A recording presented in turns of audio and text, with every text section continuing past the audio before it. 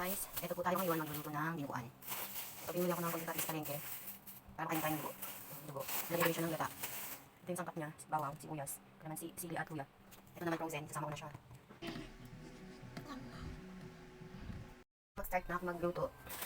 Magigisa na tayo. Ito yung mga igigisa ko. Ito yung kalamansi juice. Ito naman yung baka bawal eh. Yan na yan. Tapos ito yung aking pork.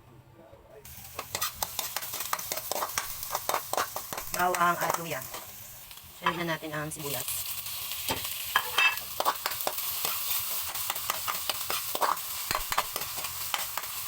Tayin lang natin maluto yung sibuyas bago natin nilagay yung karne. So, ayan, luto na yung sibuyas. Bawang. Sunod na natin yung karne.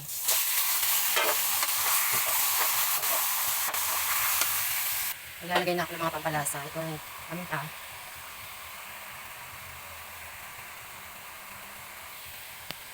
Lalagay na rin ako ng patis.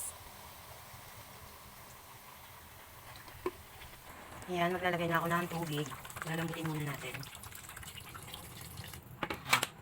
Bago natin ilagay yung dugo. Takpan lang muna natin para mabilis siyang lumambot. Maglalagay din pala ako ng laurel. Ang pabango.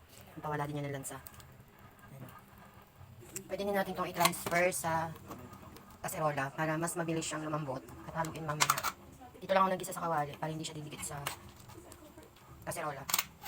So ayan guys, na-transfer ko na siya sa kaserola. Takpan lang natin para lumambot agad.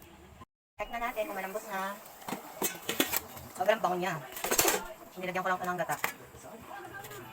Yung unang piga. Check ko lang kung malambot na. Hindi pa masyadong.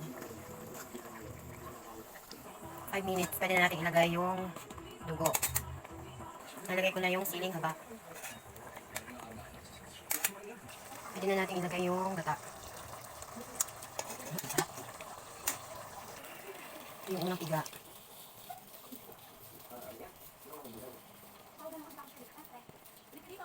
Lalagay ko na rin yung dugo. Yan guys, nilagay ko na yung dugo. Kailangan na haluin natin siya para hindi siya magkaroon ng buo.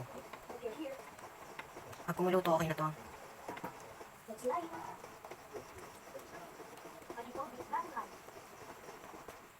Thank you for watching guys. Sunod ulit.